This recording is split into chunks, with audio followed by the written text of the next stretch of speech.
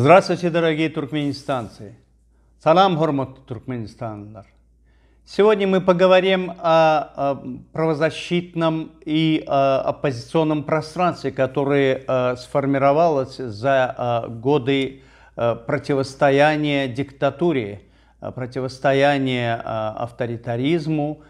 За последние 5-6 месяцев появилась группа людей, которые нас всех призывают объединяться. Это ранее незнакомые люди, но они появились. Ну, во-первых, давайте говорить о том, с кем объединяться. Те люди, которые уже 30 лет находятся за рубежом Туркменистана, они уже раз 5-6 объединялись, и заканчивалось это плачевно. Так, и кто вам сказал, что я не объединяюсь? Я объединен. Теперь вот те, которые там были, во-первых, это же ведь совершенно разные временные отрезки. Люди, которые были 30 лет, они не видели диктатуры. Они видели авторитаризм, даже не авторитаризм они не видели. Они видели партийного босса. Те, кто дожил там до 97-го года, тоже не видели диктатуру. Они видели, да, нарождающуюся диктатуру, они видели авторитарного босса Ниязова. Это только после этого, вот это мы видели диктатуру. Потом, когда говорят, давайте объединяться, но ведь никто из них практически не видел ни подвалов КГБ, ни подвалов прокуратуры МВД. Они не видели этого. Это я прошел через это. Поэтому, естественно, я отношусь очень настороженно. И никогда я не доверюсь. Никогда не доверюсь. Вот, например, обратите внимание, такая ситуация сложилась. Нам говорят объединиться. Окей, кто это будет? Это будет вот эта вот группа людей, которые, значит, вокруг Сапармурадова. Это будет человек, который назначил Сапармурадова или предложил Какамурат Хадыров. И это, значит, Мухаммед Дюеджи в Канаде. Вот эта вот тройка, она появилась, и вот сейчас все вокруг того, что эти люди предлагают. Давайте выяснять, кто такой этот Сапармурадов, значит, изначально. Да, он и не скрывает, он довольно правдив, даже более того, циничен, он говорит, бывших не бывает, да, он МНБшник. И еще Абдукулиев в своей книге писал, что он стукач, но он даже и об этом говорит, что он выкупил эту книгу и все. Мало того, я знаю, что этот человек работал вторым заместителем министра у Хабибуллы Дурдыева. Если не ошибаюсь, это государственная таможня Туркменистана. Так? Но когда Хабибуллу Дурдыева через 2-3 года взяли и пытались осудить, основной доказательной базой по делу Хабибуллы Дурдыева были документы и доклады Сапармурадова, Максата Сапармурадова. Он же ведь так и вошел в историю, как мошенник. Он стукач, и он этого не отрицает. Поэтому, если этот человек мне сегодня говорит, давайте объединяться, перед моими глазами стоит тот же самый Хабибулла Дурдыев, которого осудили, он ушел в Авадан-ДП. Этого человека нет сегодня. Если кто хочет верить, ради Бога, верьте. Это ваша проблема. Если хочет кто-то верить тому же самому Какамураду Хадырову, который, значит, предложил эту кандидатуру, ну, вы меня простите, у меня напрашивается только одна пословица туркменская. Год этмен гаш этмет, день этмен душ этмет. Душ этмет, яш этмет. Поэтому обратите внимание, как бы они ни ругались, как бы они там ни лаялись, они опять снова эппеде-үппе. И тетунгуруну басмат. И то же самое в отношении всех остальных практически. Поэтому давайте думать, с кем объединяться. Во-первых, давайте разбираться, откуда появились эти люди. Где-то лет 20-30 тому назад действительно наши работники искусства, культуры, режиссеры, актеры, значит, писатели, поэты, они покинули страну и думали, что они освободились от надзора партийного босса бывшего, Сапармурада Ниязова. Он заранее насадил во всех посольствах своих резидентов. Одним из них был Какаджан Бердыев, на сегодня полковник внешней разведки Туркменистана. Вот возле него числился, значит, Максат Сапармурадов числился при, значит, таможне России якобы, но он был там же. Он был там же, рядом с этим Какаджаном Бердыевым. Вот эти люди через фонд «Соотечественник» при посольстве Туркменистана в России и занимались в основном слежкой за первой волной иммигрантов. Все эти люди, которые ушли, работники искусства и культуры, они думали, что они избавились от надзора. На самом деле их постепенно всех стали приглашать в туркменское посольство, ностальгия тоже сработала. Они там появляются, получают свои подарочки и потом уходят. Но они во всяком случае держат, скажем так, такой позитивный нейтралитет. Это их дело, это их выбор. Но когда они заявляли о том, что они хотят выступить против диктатуры, которую на самом деле они даже не видели, они немножко неправы или просто откровенно врут, потому что они больше заняты собой, чем этим государством, чем этим народом. И у меня вопрос, с кем тогда объединяться? Почему я предлагаю все-таки последовательно рассмотреть динамику появления этих людей в оппозиционном и, скажем так, инакомыслящем пространстве. То есть разрыв очень большой. Люди фактически за пределами Туркменистана уже где-то 20 лет. Тот же самый Сапар Мурадов где-то уже, может, 25 лет. Или тот же самый Хыдыров, который, пусть он будет все равно где-то 15, 10, 15 лет, и они появляются. Почему? Потому что где-то после 2015 года и после того, как уже начал работать наш сайт, все равно инакомыслящее пространство, оно отрефлексировало. Появились люди, их комменты, их количество, которые просматривают. Я вижу этих людей так. То есть люди внутри страны прошли дорогу, путь жизненно определенный, но похвастаться им нечем. Они служили диктатуре. Внутри страны идет рост, усиление гражданской активности. Те люди, которые были за пределами Туркменистана, они каким-то образом сейчас появились на политической сцене. Причем в основном они заняты героизацией собственной личности. Посмотрите, это же ведь туркмены говорят «бошараван тейфа ангардан ештилье». Так, просто обратите внимание, как разговаривают и о чем они говорят. Они якобы говорят о диктатуре, они говорят о том, что нужно бороться, как это нужно, как они быстро это смогут сделать. Но заканчивает тем, что они начинают цитировать меня, но не всегда, чаще используют, скажем, цитаты, которые я говорил, не всегда ссылаются, но они заканчивают обвинением в мой адрес. Таким образом, получается, что их внимание больше привлекаю я и Юля, чем, скажем, тот же самый диктатор Харамдаг Бердымухамедов. Почему-то все было похоже на то, что люди не знали, как себя вести. Они вели себя ситуативно.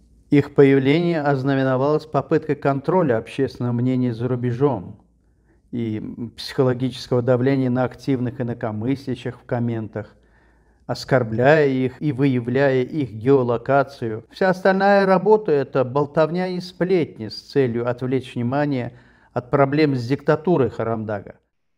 Пиздец. Блять, как тяжело. Мы в эфире. Начинаем. И снова здравствуйте, добрый вечер. С вами канал Оян Туркменистан. Поэтому вот если так просто посмотреть на то, что они делают, это просто примитивный домострой публичного дома политической проституции. Теперь откуда появились Максат Сапар Мурадов и этот Равшан Кылычев? И кто же его предложил? Оказывается, его предложил Какамурат Хыдыров. Откуда появилась эта неизвестная личность, который до 2002 или 2004 года работал в прокуратуре, сажал? Вы можете поверить, что человек, имея юридическое образование, будучи работником прокуратуры в прошлом, и, как он говорит, блестяще закончившим университет, он не знает каких-то законов и совершенно, спонтанно, можно сказать, даже ошибочно он попадает, и там он как-то вот дерется, и 9 человек турков не справляется с ним.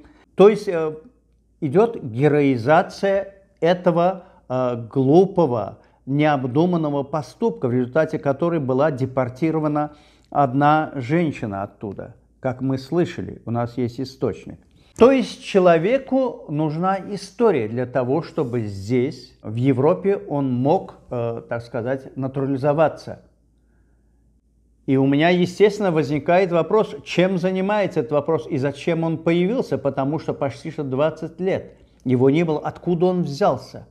Потом он начинает пропагандировать героизм, опять же, ребят из его региона, ташауские ребята, и один, оказывается, был из Либаба. Ну, я думаю, что это некий такой арбуз под мышку, чтобы вот сказать, что не только они. Теперь он заявляет, что они пришли с Казанджика или из Кизларваты, напугали, и все попутались. А был случай в 97 году, когда трое моих земляков из моего отцовского родового села, солдат, и один офицер либабский, взяли оружие в руки, захватили ЗИЛ, машину грузовую студию, и приехали в Бахарден или в Гёктепе.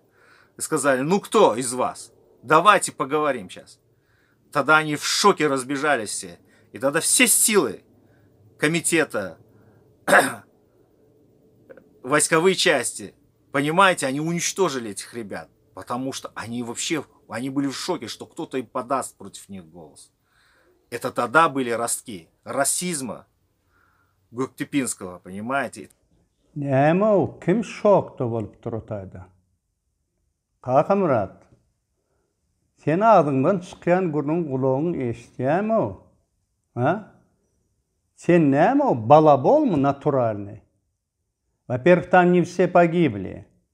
Один выжил, твой тезка из твоего села, Какамурат, на зоне его звали Какыш. Ему дали расстрел, но он попал под мораторий. А потом он такой счастливчик, ему еще раз половинили. Он отсидел 12 лет, вышел. Если ты так скучаешь по нему, иди попроси своих кураторов, они тебя отпустят. Он сидит на 8 снова за трамадол. А потом, что такое там, ты знаешь, они напились там в Казанджике, у них перед Бахарденом уже весь кайф прошел, улетучился.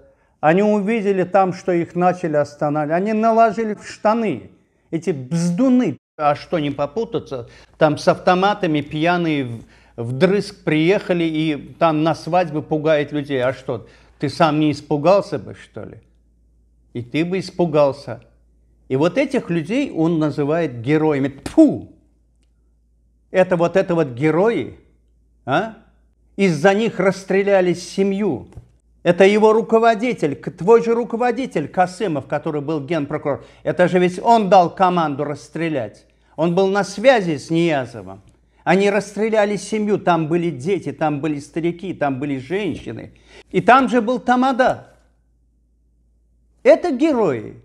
Но если ты не хочешь называть этих ребят, которые вышли с Хитровки или с Киши, того же самого Аждара и Ахмеда, ты не хочешь назвать героями, так, из-за того, что они ахальские, текинцы, назови тех женщин с Балкана, вот этих юмудок, назови их, которые отстояли этого мужика, банкира, так, они вышли, вот их, назови Оғлсапар Мурадову, она казанджикская юмутка, назови ее, ей памятник стоит во Франции. Ты про нее скажи. Ты про этих людей, что какую чушь несет. То есть нет такой задачи просто сказать о героизме, о том, что среди народа есть такие джигиты, есть такие прекрасные девушки, женщины, героини. Нет этой задачи. Он просто из себя выдумает. Мало того, между вот этим вот агрессивным тоном, который он себе позволяет в отношении незнакомых людей, вдруг некоторая такая плаксивость, и даже вот сентиментальность, я бы сказал. Потом у него какая-то особая агрессия. Ругается он с женщинами, со всеми женщинами, в том числе, друзья. Не говоря же о том, что Юлия сказала, если ты вот в заданный срок не скажешь, одень яшмак. И он начал нести на нее грязь, а потом он извиняется. Вот эта ситуативность, неадекватность поведения, так, вот эта вот сентиментальность навязчивая, так, это говорит о том, что человек вполне возможно, он не такой, как выглядит внешне. Может, он себя осознает в гендерном смысле несколько по-другому, так? Назначает мне свидание, давай там встретимся. Да не буду я с тобой встречаться, слушай. Во-первых, я люблю свою жену. Я 26 лет в браке. А потом я убежденный гетеросексуал. Так что у тебя шансов ноль. Я уже говорил не один раз, что все, что происходит на этом пространстве за последние 30 лет, это есть такой некая сцена, где идет борьба, и все время народ и представители народа, которые декларируют себе какие-то определенные полномочия, кто-то является, значит, руководителем какой-то партии в одном лице, кто-то руководитель парламента, кто-то еще там. И в лучшем случае это 100 человек, которые были с Борисом Шихмурадом, и тот же самый Абдукурев. Это все время проигрыш, проигрыш, проигрыш. И для сознания, для политического сознания народа это всегда проигрыш. Народ не верит этим людям. Народ не знает, за кем идти. Потому что среди них мало представителей народа. Мало того, эти люди приходят и проигрывают. Они лузеры. Устал народ от этого, что этот же самый Какамурат Хыдыров, который заявил, что через 6 месяцев, значит, будет смена власти, приперся вот в этот Стамбул, так, там поймали, и его две вот эти вот сороки у нас есть, канадские, они объявляют его героем-гахраманом. Окей, ладно, если объявляют, пусть это их право, пусть говорят что угодно, но он в любом случае проиграл, он лузер. Опять в глазах народа это поражение, когда эти люди, им стыдно сказать, что вот народ имеет право. Окей, но скажите свой лозунг. Билгулляль, билхалк. А что ж ты оправдываешься, если ты не гуль, если ты не рад? Да ты холоп самый настоящий. Разве так разговаривают? Разве так нужно обращаться к диктатуре? Или повесь себе зеленый, да давай всех высвети, давай прям обозначь всех их, чтобы все определились, что ты на кого работаешь. Вот меня спрашивает тот же самый Какамурат Хыдыров, где ты был там и так далее.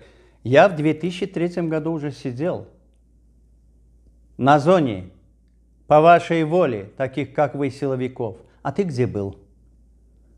Когда в 2002 году затеяли вот этот вот ölüm и кричали все. Ты где был? На кого ты составлял вот эти вот все вот расстрельные статьи? Ну-ка, признайся народу. Беленького и пушистенького строишь из себя? Никогда не верьте силовикам. Я прошел через тюрьму. Я прошел через Авадан-Депе. Я имею право вам всем сказать. Среди них есть достойные люди, и я их знаю не только в прокуратуре, генпрокуратуре или в МНБ. Я их знаю даже в самой низовой организации, там, где в конце концов уже просто убивает людей. Это пенистарная система.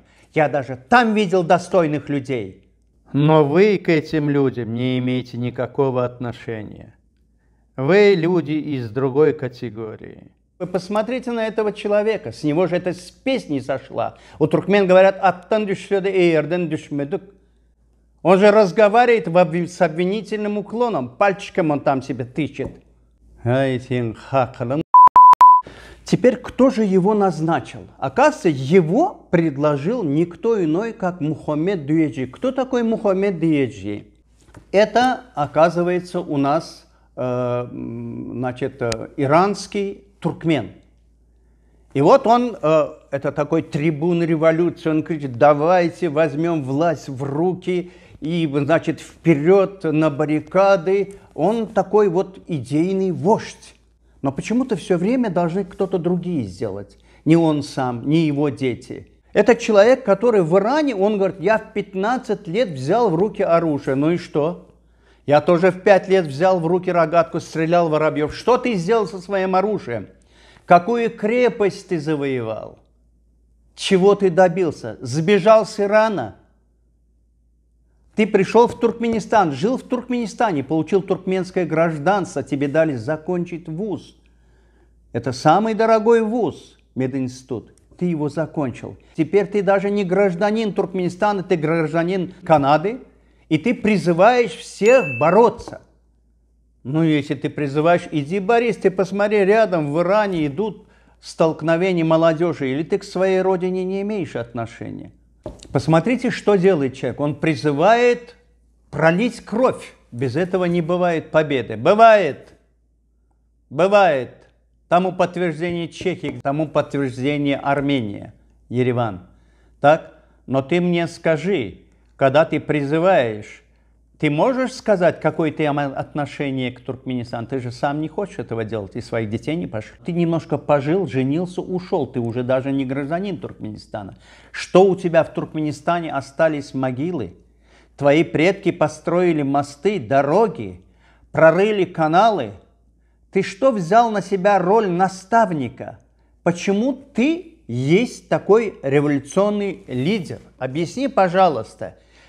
На здоровье говори, что хочешь, но почему ты требуешь пролить кровь народа, к которому имеешь опосредственное отношение? Ты же национал-фашист сепаратистского толка. Твоя главная идея не спасти Туркменистан и людей Туркменистана. Твоя главная задача отсечь Балкан и Ташаус, если это можно, так, от Туркменистана. Ты же сепаратист самонастоящий.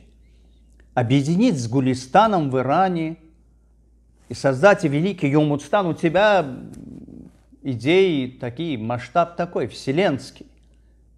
Ты решил создать новое государство. Ты прожил в этой стране, ты закончил, а занимался бизнесом. На здоровье, если ты занимался, заработал деньги, это твое. Но почему такая ненависть? Почему такая ненависть? Ты говоришь, что можно перекрыть канал Каракумский, и весь Ахал и текинцы, они умрут без воды. Я в каждом регионе Туркменистана, в каждом селе, на каждой улице найду 10 джигитов, которым ты в глаза без запасного памперса посмотреть не сможешь. Ты что себе позволяешь, спрятался там в Канаде? Ты что, мутишь воду? А? Ведь это беда любого государства, проблема любого государства. Это национальный вопрос и сепаратизм. Ты же начинаешь с этого. Или он заявляет, посмотрите, что он заявляет. Вы просто повнимательнее обращайте внимание, я обращаюсь ко всем. Посмотрите, что он говорит. Он говорит о том, что нужно бороться за демократию. Он говорит, что нужно бороться за гласность. Но он сам же ведь авторитарный. Вы посмотрите, он сам решил, кого поставить. Он сам глашатай, он сам направляет лево-лево, лево-право, вверх-вниз. Это он делает.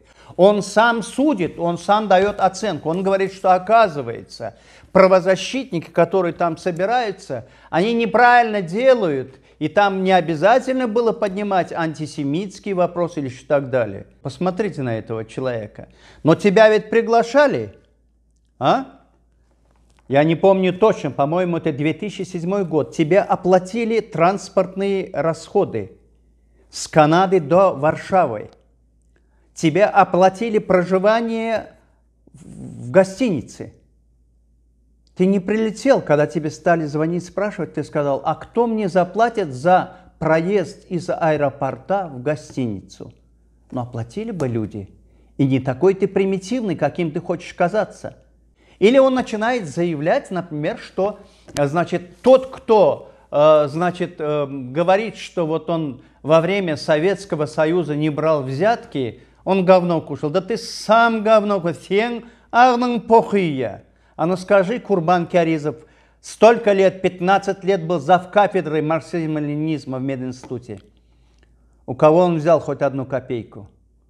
Столько лет был главным реаниматологом, давал наркоз в самых тяжелейших операциях. Лев Фриделич Серебренник. С ним профессор Тащиков ходил на операции, без него нет. У кого он копейку взял? И я знаю таких людей в любой отрасли, даже в колхозах, которые говорили халал, халал, харам, харам.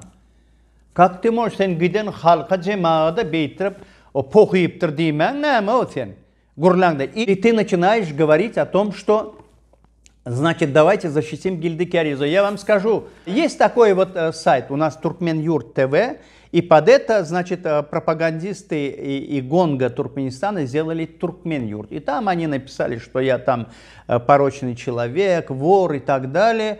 И он изображает из себя моего защитника. Вы посмотрите на него. И он так и пишет: давайте защитим Гильдыки Аризова. Но как?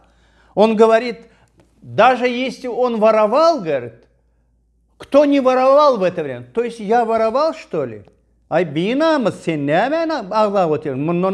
Это так ты меня защищаешь? А ну скажи, что я воровал. Ты вместо того, что меня... Ты фактически подтверждаешь, что да, воровство могло быть, но давайте ему простим. Вот, пожалуйста, посмотрите. Вот он говорит о демократии, но на самом деле он же везде изображает из себя третейского судью. Это можно, это нельзя, давайте его простим. Или он нам говорит, халкың хақы бар болса, бұларың хақы бар. Прокуратурада, МВД, КГБ'де işten. Näme hakkı var? Ha? Adamları qırana salma hakkı var mı? Odan nepedikma hakkı var mı? Это именно эти люди, этот Какаджан Бердыев, этот же ведь человек был при Абдукулиеве. Поэтому сорвалось у Абдукулиева. И у Бориса Шихмурадова рядом тоже был Гуван Чумаев, я его не обвиняю. Но он-то ведь рассчитывал на Акмурада Реджепова. И все сорвалось. Вы послушайте, что говорит Комаровский, который был посажен. Американец. Что он думает о представителях силовых структур рядом с правозащитным и оппозиционным движением. Здравствуйте, Леонид. Добрый день. Вот такой вопрос у нас. Туркменистан пережил несколько случаев попыток протестов против диктатуры. Это было в 1995 году, когда ашхабадские ребята из районов Хитровки и Киши вышли со своими требованиями. Потом в 2002 году попытка организации протестных выступлений под руководством Шихмурадова. Абдукулиев тоже боролся, и каждый раз среди них были бывшие представители силовых структур, якобы не согласных с диктатурой, но результат во всех случаях всегда был плачевным. И вопрос простой. Возможно ли добиться успехов в деле реализации протестов против диктатуры, если руководители этих протестных движений являются бывшими сотрудниками спецслужб? Знаете, в этом случае надо просто разбираться, какие цели ставят перед собой эти бывшие сотрудники. Если они хотят прорваться во власть, это одно дело. Если хотят отомстить кому-нибудь из правителей, это другое дело. В-третьем, есть такой вариант, что, может, это просто порядочные люди. Хотя я вам могу сказать, что по моему опыту порядочные люди не идут работать в силовые структуры. Уж извините меня, пожалуйста, за подробности. Поэтому, когда люди, которые видели, как погибли люди, Хошали Гараев, так, погибли люди в Туркменистане, Аждар Ахмед, так, погибли 100 с лишним человек, они погибли, их нету. Поэтому, когда Мухаммед Дюеджи взял на себя ответственность, назначить «Сен кимо, Мухаммед? Сен келлен ернеми? Сен ediyen işin näme? Sen giden halkın, cemaatın adından ödün birini öňe süren bolup, oňa da bara bir iki zapar bir yerde buluşup durmy, ağlap durmy, gahrman näme kellen nire do. Ediyen işin näme?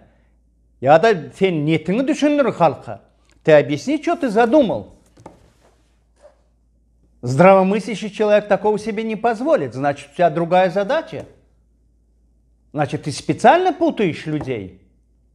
Потому что, ты меня прости, в советское время, если кто-то получал советское гражданство, он в обязательном порядке подписывает документики, бумаги о сотрудничестве. Я не буду обвинять тех людей, которые ради спасения жизни где-то что-то подписали, там в прокуратуре, или там они подписали. Это совершенно другой случай. Но здесь-то твои действия говорят о том, что ты говоришь одно, но делаешь другое. Иди в Иран.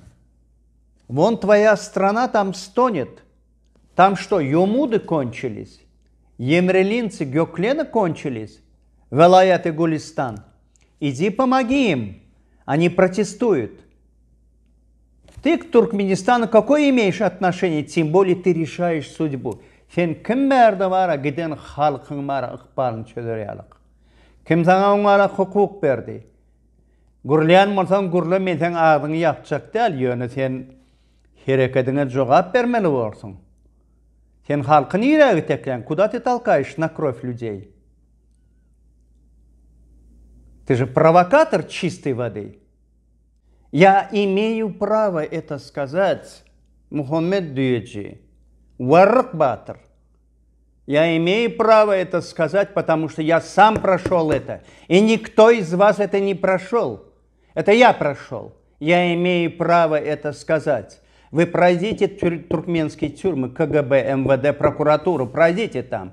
Вот такая ситуация у нас в правозащитном и инакомыслящем пространстве. Поэтому, когда вы собираетесь вокруг этих людей, которые кричат, зовут, зазывают, популисты, анархисты, там разного рода, значит, политические анонисты, так, если вы с ними, этого уже достаточно, чтобы вот где-то там закроить. И уже этот халк маслахаты готов. Потому что для того, чтобы оправдать диктатуру, для того, чтобы получить легитимацию официальной передачи власти своему сыну, потом внуку, ему как раз нужен второй Санджар. Халк маслахаты, вот этот вот карманный, у него уже готов.